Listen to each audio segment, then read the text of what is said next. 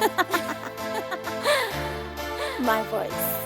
Hello world, my name is Regina Mary and welcome to another episode of My Voice Albinism, the new era. Today in studio we've got Darren St. Agaf all the way from Brooklyn, New York in South Africa, joining us on My Voice today to share the beauty, great creation about albinism and just living life. Hey, we're on growth today. Darren, welcome to the show. Thank you. Hello. Pleasure to finally get to meet you. Oh my gosh, it was an opportunity that was waiting and inevitable. Thank you so much. Thank you for joining us at My Voice. Oh, it's been an absolute pleasure. I'm happy to be here because you and I have been communicating for quite a while, so I was looking forward for this to happen. We are honored to have you here in South Africa. And why am I saying that? Please do the honors of letting the world know where you are, where you're from, and what's about to go down. Well, I'm proud to be here in Johannesburg, South Africa. This is actually my first time over here, and so far it's so good. It is absolutely beautiful, more beautiful than I actually expected. And this is just an uncanny experience thus far, and so just the opportunity to get to be here with Regina is just another thing that's just made it even more beautiful. As beautiful as she is, we are just shining like diamonds. Today I won't be talking much, but it's so good.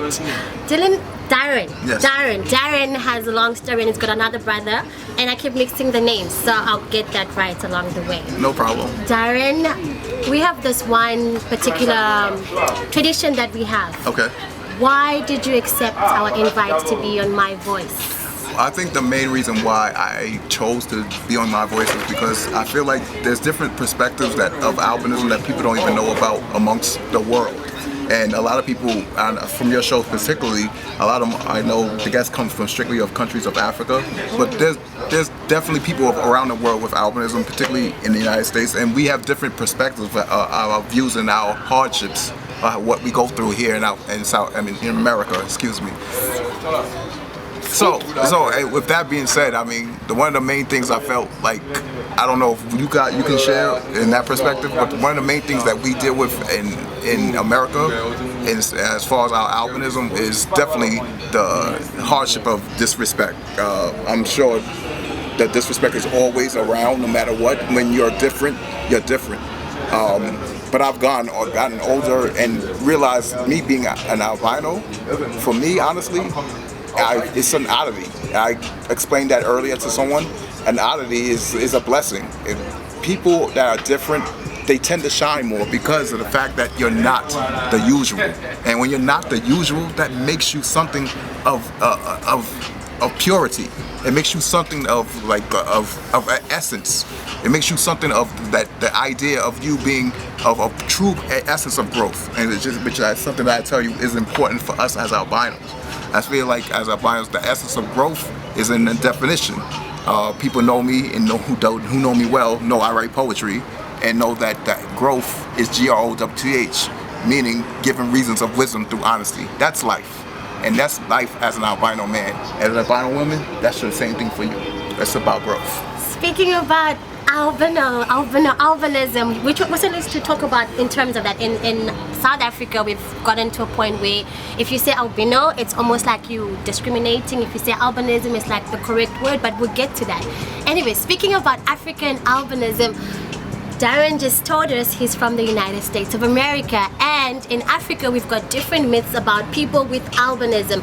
There's different storylines and different myths about it. Is that in Africa we happen to not die, we disappear, we can cure sicknesses, we can make people rich, so most of the times there's ritual attacks and everything. So particularly in the United States of America, is there discrimination? Is there an issue around people with albinism? What is the situation compared to Africa? I think for us in America that there's so many different type of race and ethnicities in America that there's albinos of all race. So they tend not to have anything particular to say about you being an albino black or albino or European or albino wherever you're from. But the thing is for us is just that I feel like, particularly as a black albino, you tend to stand out. And I think that's the biggest difference, because when you're lacking pigment of color, and you're with siblings or friends that obviously have, and particularly my friends are majority are black, you tend to be the cream in that cookie. You tend to be the one that stands out in the middle. Right. And so that's the hardest thing. And me particularly in my family, since my oldest brother Anthony St. Gaff, he also was albino, but he's no longer here on this earth. It's hard. It's quite alright. It's been quite a while, but he was definitely a catalyst for the person that I am now. We can talk about that if you want to. But for me, particular, like I said, Anthony is no longer here. My brother. It's hard for me to just be who I am in like large family engagements and establishments where I'm the only one that looks like me. Right. And that's hard for me, because a lot of times I don't even want to be a part of pictures, because people are shocked, like, who's that? Okay. They're like, well, Artie, who's this person in your family? Like, I don't know him. Or why does he look like different from the rest? Okay, so is there like, is albinism pointed out? Example, when you walk on the streets, is there staring? Do people stop? How is it in schools? Do people name call? Is it common, like, okay, he or she has albinism, so it's okay? Or is it still not yet circulating that we're human beings and we're just part of the creation? Oh, definitely. As far as school is concerned, school is definitely rough. I would be lying and say it was a walk in the park. It was not easy at all, because again, where I grew up at was predominantly a black neighborhood. Right. I got called every light white joke you can think of, and it definitely didn't make it definitely was hard on me. It was tough in a sense for me, because my self-esteem was down to the bottom. I had a real big problem approaching people who disrespected me immediately about my complexion, because I didn't want to deal with them at all. I think the toughest thing for me personally was being called, in America they call you yellow man, and to me that was definitely a disrespect, because there's a reggae star named Yellow Man, and right in Jamaica, right, there's a reggae star named Yellow Man, and I know who he is, and I've seen him, and I do not look like him, and I took that as great disrespect. I was like, you can take the time out to ask me my name, right. Don't acknowledge me as something that I'm not. So I am a human being. Do not call me Yellow Man. Ask me my name. Say hello. Right. But people have a tendency, especially in America, of Caribbean descent, in America, they'll just call you out and disrespect you immediately without even getting to know you. Could there be a particular reason why that is? Like, we're still researching to where these myths came from in Africa and why they keep on circulating. But in America, since there's nothing ritual, do people believe that you have magic powers or anything like that? I don't know about the magic powers part, but I know they definitely do think of us as something that basically, like, why would I want to deal with you when you're so different initially, to the ignorance of a lot of individuals. A lot of people don't read books, so if you don't read books, no problem. In today's time, we have Google, so you can always Google the word. If you don't know anything about albinism, take the time to Google the word albinism, but you'll see that it affects everybody of every race, ethnicity, you name it. There's Chinese, there's black, there's European, there's Asian. It doesn't matter. There's all types of albinos, people of albinism out there, and definitely you need to get the reality that there's nothing wrong with. It's just lacking of pigment. It's just the common sense of that. It's lacking pigment, which affects your vision, which obviously affects your skin, your sensitivity to getting sun. That's what it's about. It's as simple as that. There's nothing different in our blood. We cut, we bleed red. Amazing. Great information. I hope we are learning. And in terms of, I'm sorry, but this is just exciting, having to have another country that has albinism, but there's always new information and things are done differently. So in terms of the government and the system and the economy, school-wise, education, workplace, is it still one voice for all? I mean, what have you experienced before we get to who you are now? This is the background journey. No, absolutely. The stuff that I know now as a grown man, I wish I knew as a child, because in America, it's looked as albinism as a disability. I did not know that. Right. I did not know that as a child. So I just thought I was just lacking pigmentation, like I said, which technically it is true. You are lacking pigmentation, but in America, it's looked upon as a disability in a sense because a lot of people that have albinism are lacking good vision. Most albinos wear glasses. I don't know too many that don't. Even I wear glasses, but I have contacts on now. But the problem is that a lot of people don't know this information, but in America, because you're albino, you can get disability benefits, which in the journey of people who wants to further their education can get scholarships. And you can probably go to school for free and further your education. You get a bachelor's degree, master's degree, or some type of help to further your life, to do better for yourself. And I think that's what a lot of people don't know. If you get an opportunity to come to America and get your education, or further your education in America as an albino, maybe you want to look into getting some scholarships or getting some type of grant because of the fact that you're an albino. They provide you with that. And I did not know that growing up, and I wish I did, because I could have probably went to school for free. Well, now everybody else is going to know about that. So amazing, thank you so much. So besides having to have that journey of knowing that albinism is seen in different ways in different countries, you are currently an IT project manager. That is correct. You basically living your life in the way you want to. You're a fitness trainer. You love traveling as a passion. How did you get from A, B, and now C? My journey. How do I go over my journey? That's a long chapter. People may not know this, but they can Google this too. Dealing with my mom. My mom has sickle cell anemia, and that's a disease that's primarily in people of African descent.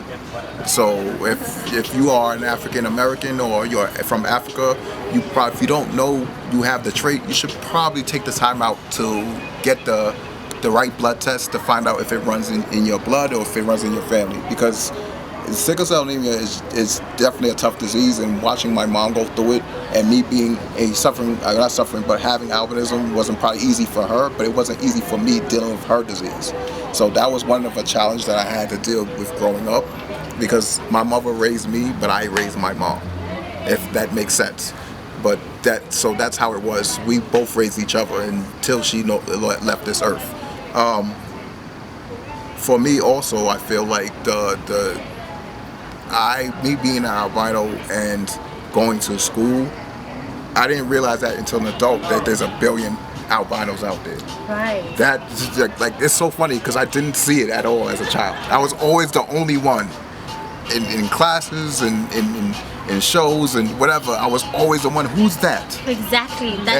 I'm sure we all relate with that one. Who's that? Well, the toughest thing for me will be walking and people have to actually break their neck to look at me. It actually happened when I first got here. I landed on this plane to come here. When I first landed here, a minute of being here in South Africa, the first minute somebody broke their neck to look at me.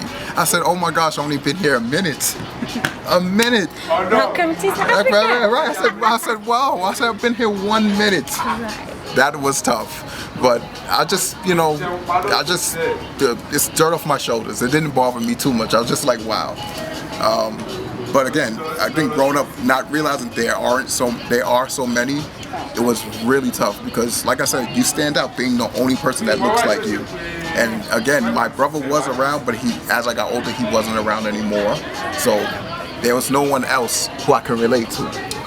Until I reached college. When I reached college, I met an albino young man, and I saw him, and he actually, I have to laugh because I always remember this story. He asked me, because I was dating someone in college, and he asked me, he's like, how did you get that girlfriend? I laughed at him. I said, I just was being me. I said, but I will say, and I always tell anybody, again, you have to be you, but you have to being an albino makes you stand out. So being better at being someone that suffers from albinism, being better at it is finding you, finding what makes you the better you. Like, I'm a person who writes poetry, so I made that stand out. I made make yourself a class by yourself. And I can guarantee people will want to deal with you because your oddity, You stand different. You look different.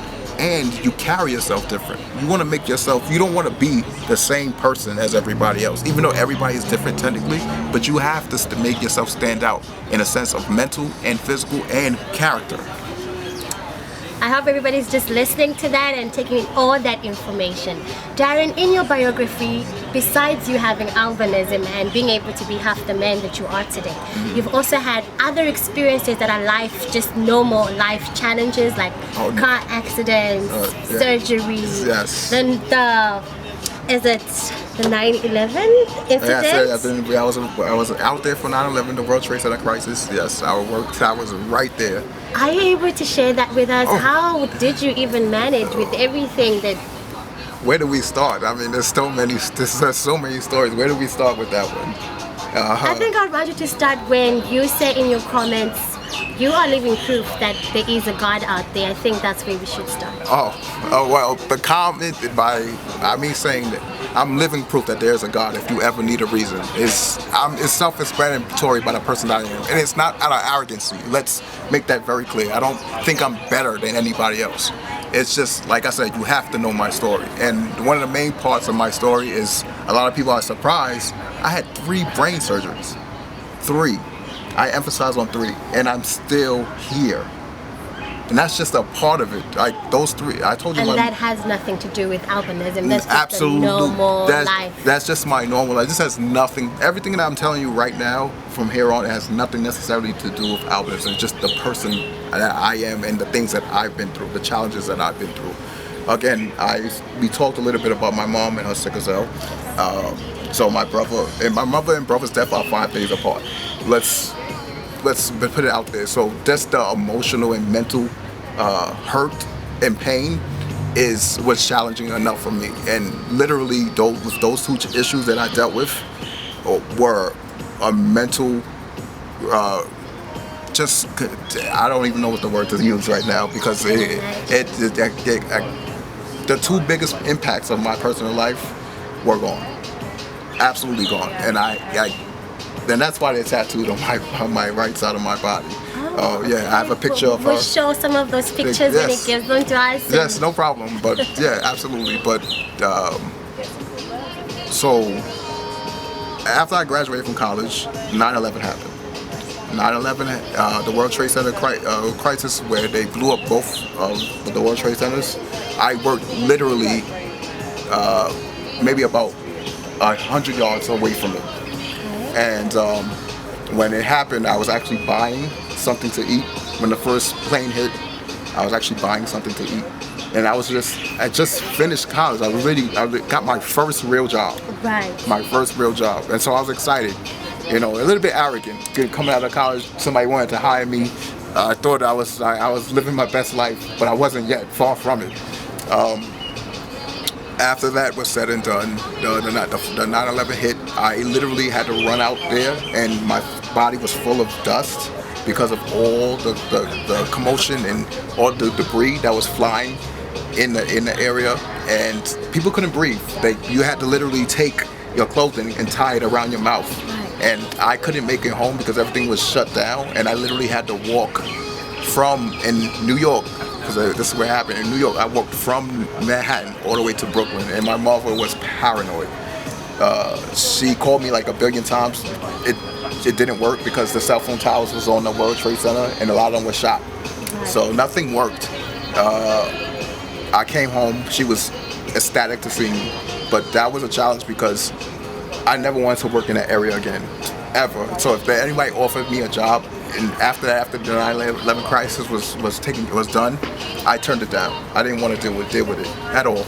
Amazing. So we have you, and you are actually staying in America, right? Yes, go for it. And as much as albinism is an African thing that's more deeper, but there is somebody out there in America, someone that has albinism, and because it's not easy for everybody, and they don't know about you, but now they get to watch my voice. Yes. Are you just able to just let them know, or give them some advice of saying, I'm here, I stay in America, and if, like, just that voice, somebody needs to know that if you are here, it means they can come out too. Oh yeah, definitely. Definitely. If I can come out here, you could come there. Like it may take a little bit, be a bit more challenging for you, but you know what? You should have goals, and no one should. That's something that's important. If you don't have goals, why are you here? You have to ask yourself. You should have goals, and if you want to do better for yourself, there's nothing better than seeing life in different perspectives. Looking at people and how and other nations and other areas or how they live, and makes you understand the beauty of life in itself. So that's the best thing I can tell you. If I can come to here, to South Africa, you can come to America, and I guarantee you, there's probably more opportunities in America because that's why everybody comes to America, and you'll probably be more accepted. You won't be looked at as a rarity because everybody is pretty much they all, particularly in New York. I can't say everywhere in America, particularly in New York. It's a melting pot. There's 100 shades, so no one's just going to stare at you. Yeah, so Darren chose the topic growth because his life is just growing every day and there's more and more and more. So with love of traveling and gym and everything that he does, he's also got something else that's so beautiful that he would like to share with the world. Absolutely. Darren, would you like the world to know what else, how do I put it? Not what else.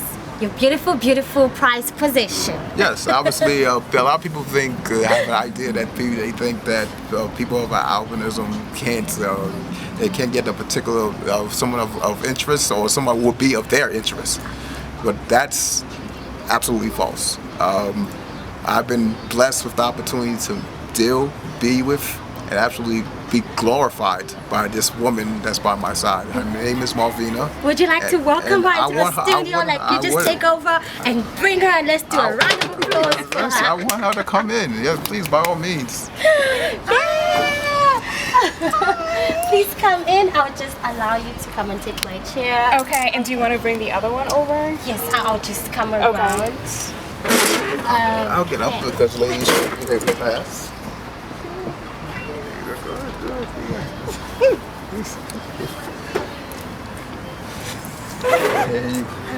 Are you okay? Thanks. Yes. You look gorgeous. Thank you.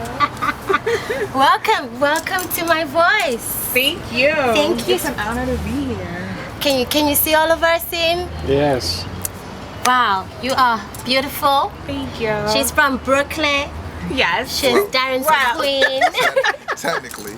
from Brooklyn now. From Brooklyn now, yes. Yes. She's not from Brooklyn. I knew that from the time I met her.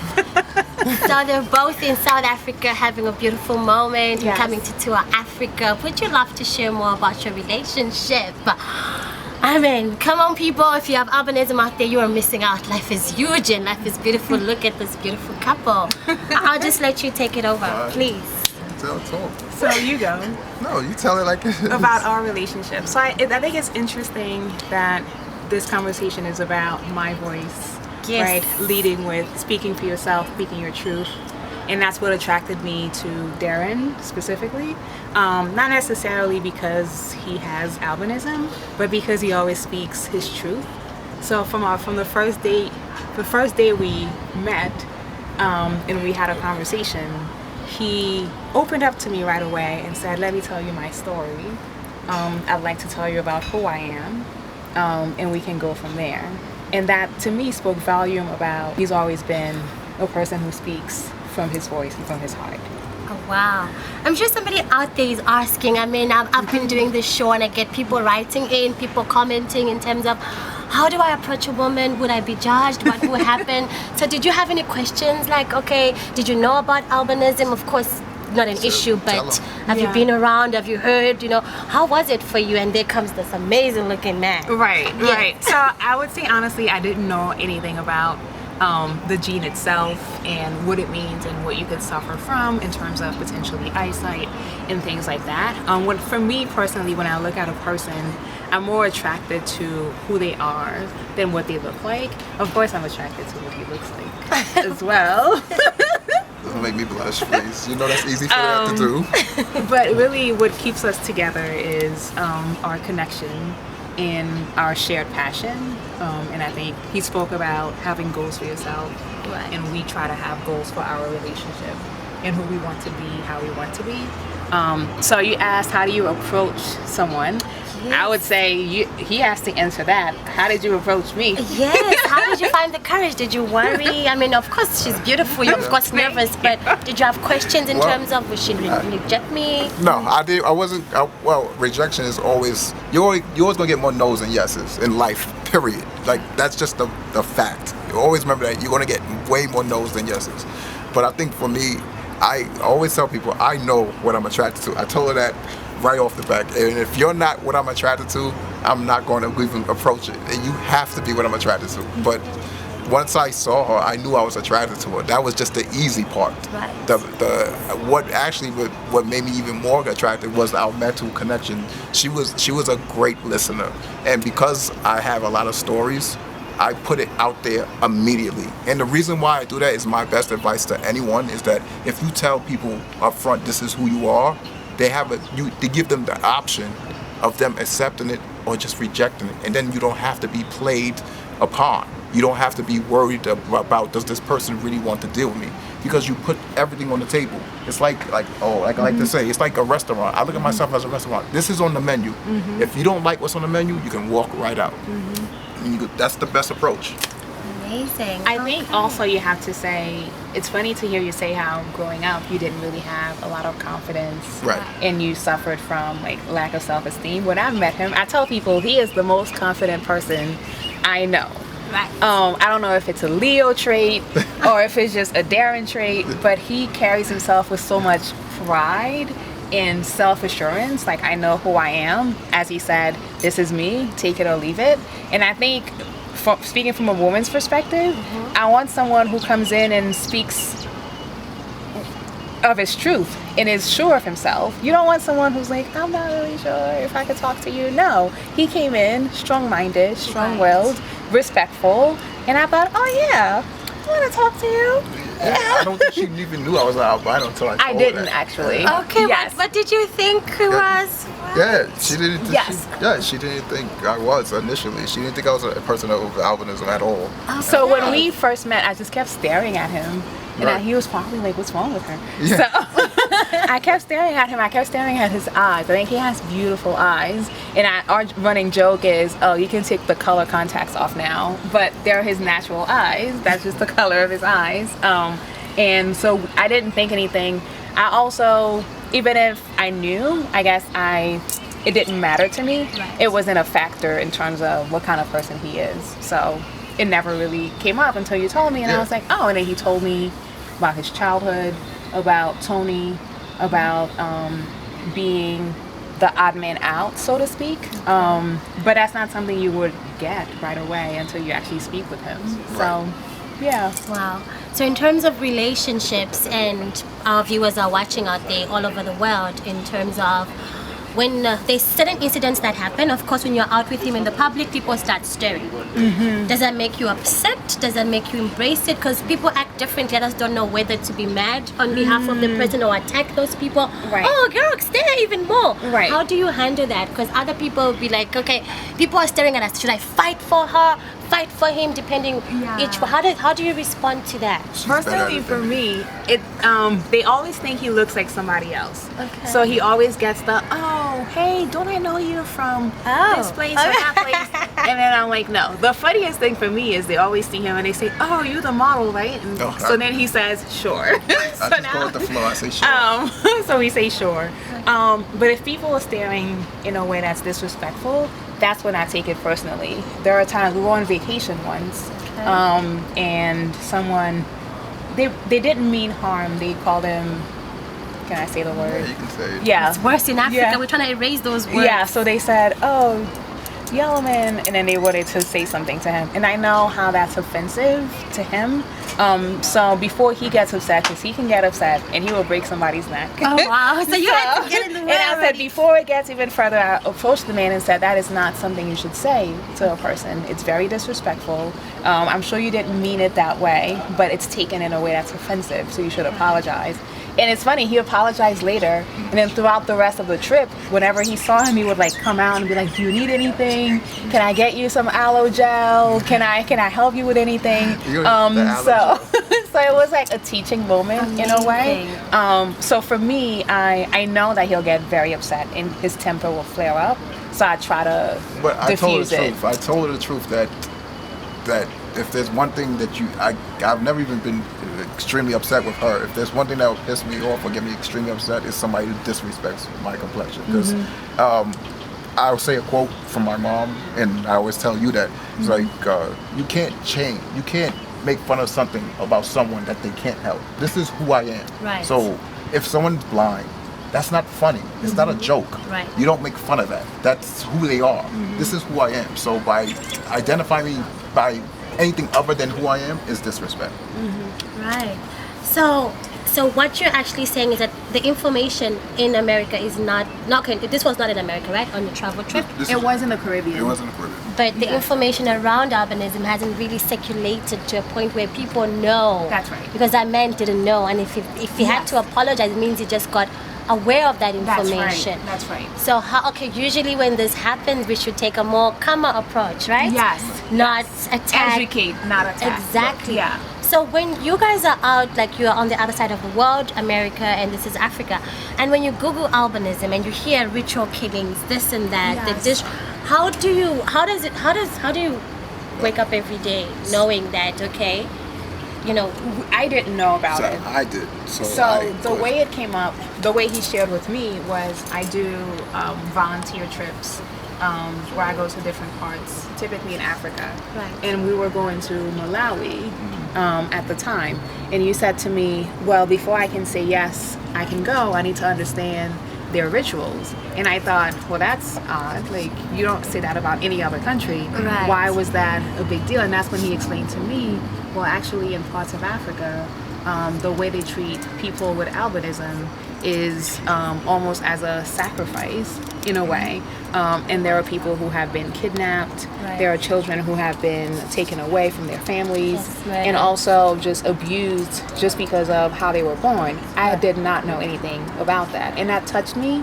And it made me reflect on, can you imagine just being a young person or a child, and just because of the color of your skin, it's different than just your pigment. Right. In this case, just because of how you're born, you're viewed upon so differently that your life is in jeopardy. In this day and age, in 2019, Exactly. that was heartbreaking. Right. What's heartbreaking also is the fact that in 2019 that I have to be scared about something that, again, I cannot help. Definitely. It's like you're going to dislocate or remove a part of my body for your religious sacrifice or whatever, because you feel that I can provide you with some type of wealth or glory or some type of love or whatever it may be to Right. make your life better. But in the same time, you're making my life worse. Or if anything, taking away my life. Right. Is that fair? No. Absolutely not. Wow.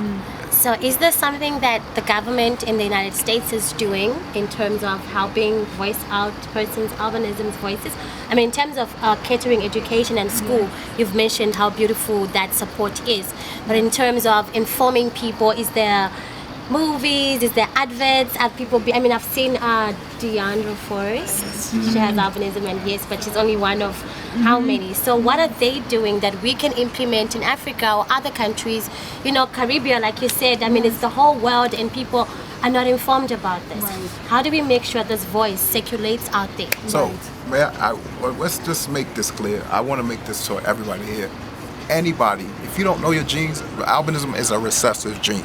So that means you may not even know you can have an albino child.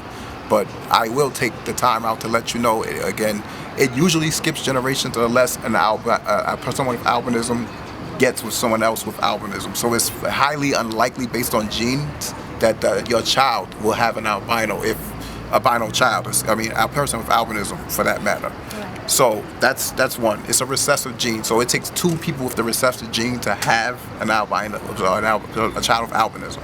Let's make that very clear. Right. So a lot of times I feel like the government doesn't really contribute to, and our government, we don't really contribute. Again, we do have the disabilities, the benefits and stuff like that, but I feel like the best way to learn about someone's culture or someone else's culture It's to read. You have to do it yourself. You have to go on the job and do it yourself. Research. Again, in today's time, there's Google. There's no reason why you can be ignorant to someone else's situation. It just takes one word, albinism, and you can find a billion things about it. Wow. So is it albinism in America or albino? Which one do you use? So I feel like it's albinism. That's the correct word, but people just put in America they just say albino. That's what they say. Amazing. So we've come to that beautiful part of the end of our program where the world gets to hear your voices. So you guys have a lot to teach, you have a lot to say, and you've just opened up another door to other worlds that people didn't know about. When you love someone, you love their entire person. You love them for who they are, you love them for what they are, and you also love them for the way they love you. So being with Darren has been a fulfilling relationship for me, and I think when we talk about growth, I've also become a much stronger, wiser person, I would say. If your family isn't accepting of who you love, that's a conversation with your family, but it's not a conversation to say, I can't be with this person. If somebody makes you happy, somebody touches your heart, and you see yourself building a life with that person, don't let friends, I would say even, or others ruin what could be a beautiful thing for you. Focus on what you want, and what you two as a couple could have together. Absolutely. I feel like but friendships can definitely be a burden in determining who you should be with. You should not allow anybody to determine the goals and roles that you want to play with the person that you love, because ultimately the only person that's going to matter in a relationship is going to be you and when your partner, and everybody else in that bubble is just outside looking in. So if you worried about anybody else, what they think about the partner that you're with, maybe you shouldn't be with that person. Amazing. And in terms of that one kid that's out there watching and saying, high school is tough, I can't see, I don't have friends, I'm watching you there and you've made it. What is your voice for them? For those people that's out there, Those little kids. there's plenty of little children that's out there. Definitely should please have goals. Like find yourself early. That'll help you put you on the right track to becoming a great person in the long run. Because ultimately, the better you make yourself, the more of an asset you are to the person that wants to be with you. You want to make sure that you provide you are something of real worth, and by doing for yourself, guarantees that making yourself better by furthering your life as far as education, being goal oriented, having not just dreams, but making dreams happen. So. Are you guys gonna share how long you're gonna stay in South Africa? Waiting from here. So we're here for a couple of weeks practically. Yeah. So on holiday, vacation. So we'll go from Joburg. We'll get to see Soweto tomorrow, so we're excited about that. Then we're going to a safari for a couple of days. And then Cape Town. I know you want to see the penguins. Yeah, I'm dying. I'm excited to see the penguins. And Table Mountain, of course. So we're looking forward to a beautiful journey. We just had a beautiful episode and it's not over yet. We're gonna show you pictures and amazing tour as they have a beautiful, beautiful, amazing spree in South Africa. My name is Regina Mary. My voice. Hi everybody, it's me again. We are running late and right now we are on our way to Table Mountain where we're gonna find our guest and his girlfriend who doesn't know what's happening, but everybody else knows what's happening. So yeah, I just got my makeup done and it's about to have showtime. Hello all, my name is Regina Mary and we're here in Cape Town, episode 11, Growth with Darren St. Agathe. So Darren here is going to be asking his beautiful girlfriend to marry him, and it's a surprise. She doesn't know about it and he is nervous, but he's ready to propose. Yes. Would you like to show us your beautiful ring? So Darren is from New York, Brooklyn, and he's having a vacation in South Africa. Did you come here particularly to propose to your wife, to your girlfriend? Well, soon to be. Hopefully, she turns me down, right? So, but you never know. But my initial intention when we set up trips, because that's what we do. That's Right. one of our good jobs, outside jobs. We was going to go to Egypt first. I Right. mean, so we thought we was going to go to Egypt, but due to some issues that's been happening in their country, we changed that. And since South Africa was a part of our itinerary, so I was like, well, I guess I have to do this in South Africa. But it was like, what do I do? How do I make this plan work? So fortunately, my brother, he is telling me, which is something I need for you to do. My brother wants me to WhatsApp app for a video. He wants to see it himself. So I need somebody to hold that for me. He wants to see the whole thing happen. Yeah, he wants to see the thing happen. So he Okay. keeps on texting me. He's like, "Are you nervous?" I was like, "Stop texting me." You that are I'm nervous. Look at his chicks. He is. So yeah, so hopefully, so everything goes well. It shouldn't be any problem. Oh, I thought I was caught up. So right now she is changing. She doesn't know what we are about to do. So what's the plan, Darren? So the plan is that once we start taking pictures, we found an area, a perfect area that I feel like would be beautiful. Right? In the background, we'll say that let's start to get ready to take pictures. I will say, you know what? Let me start by telling you something to say to you. And then when I tell her that, I'm going to recite a poem that I've been practicing over and over in my head. And it's a short poem, and then after I say the poem, I'm going to get down on one knee and I'm going to open this box and I'm going to ask her to marry me. Amazing, amazing. So she doesn't know anything. So you guys are gonna play along with us as we have this surprise revealed. We'll interview her, basically just normal stuff, just get to know her. But yeah, she's gonna be the new Miss St. Agatha. Yeah, hopefully. Let's hope that she says yes. I'm not too worried about that though. So for us, we are in Cape Town. When are you going back to the United States? I'm leaving on Friday, so we have a few more days. What a great opportunity for my voice to actually be part of this great experience. So yeah, the That's read right. is awesome. Yeah. So It better be. It cost me an arm and a leg. And I don't know how much money it is in you guys, but $15,000 in American money is a lot of money. we won't say that on camera. We just know the love is huge, Yeah. So yeah, let's do this. So we're going to Table Mountain where Darren is gonna actually recycle a poem for her and is gonna get on one knee and ask her to marry him. Is there anything else we're missing?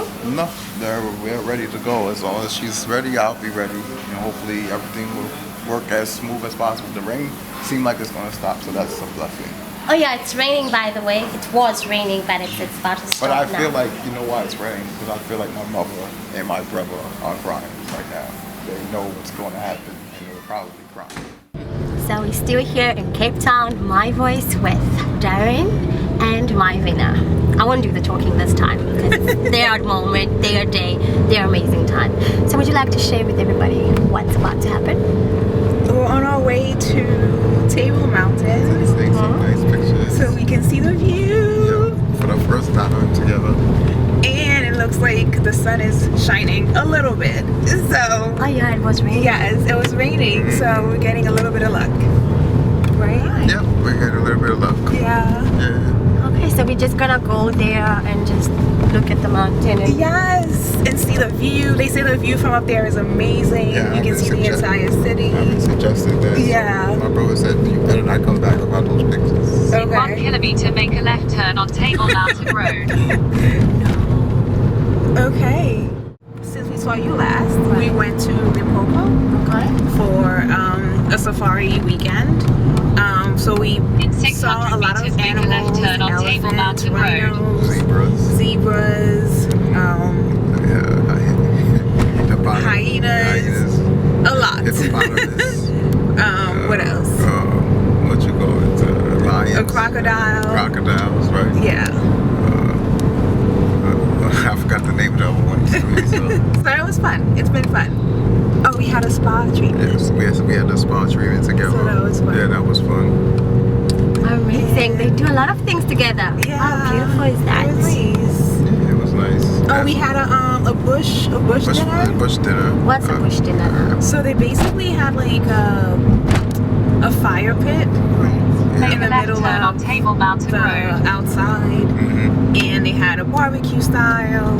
What else? Barbecue style, which it was like They had tables, but most people just sat around the fire, which I thought was really nice. Yeah. It was very intimate. It was a lot of us there. It was nice. In America, we call it a true camping.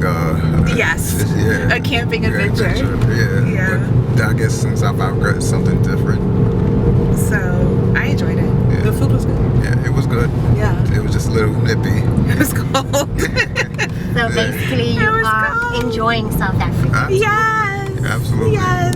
It's an experience. Oh, it's so pretty. Amazing. So we'll keep you posted with everything that we're about to do today as we go just have a view at Table Mountain. Perfect. Yeah. Are you excited? Yes. Look, as you're going up, you can see like the water. Can you see it? Yeah. In 1 kilometer, drop off Darren on the left. It said jump off, Darren. On the left. Jump off, Darren. It sound like my godmother. Hey D. Hey, T. Hey, T. So we have arrived at Table Mountain and we are about to go up. We're in South Africa, Johannesburg with I actually quite like you. My voice. yeah. Sing right there. That was Definitely. the So, yes. So you can see behind us, we're just about to go there. By the way, it's raining, it's Good cold, day, ladies and gentlemen, and yeah, welcome to so- Table Mountain. My voice. So that's how we're doing it with my voice. We are getting up into mountains today. So you guys know the drill as you are following our story with everything that's happening right now. It's about to get down. We're getting up there.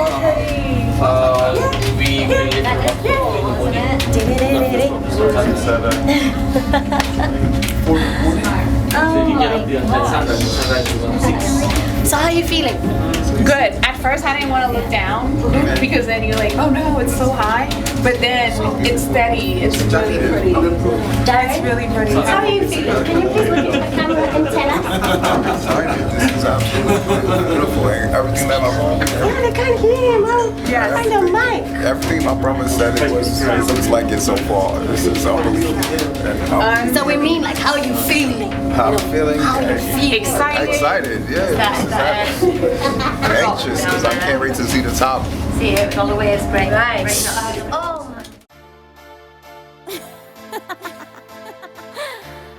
my. My voice.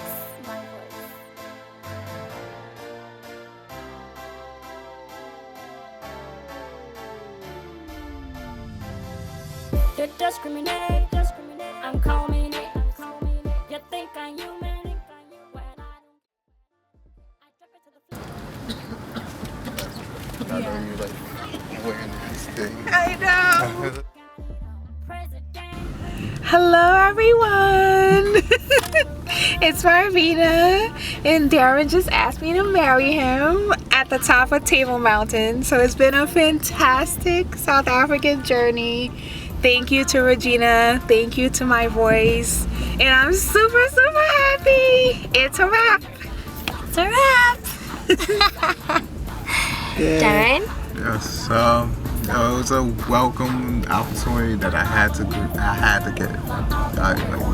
For me, again, I said earlier, if I had even thought about not marrying this woman for someone else to have her, it would be a heartbreak on my part. So it is definitely an honor to have her wear this ring on my finger. She more the yellow, she black and white. She mellow, she mellow. She mellow, she mellow, she black and white. She pink, no, maybe she pale. Maybe she pale, my caramel, my ultramel. She from the city, I took her to ghetto. Catalia in the ghetto, introduce her to famo. She parrot, I eat her like carrot. She catch it, she parry. She cherry and berry, like carry, she marry. She thief, she stolen my heart, I might as well marry. I know that I'm blessed, she got me like Jesus, she marry. Does she marry? Does she marry? My album never, my album never, my album never.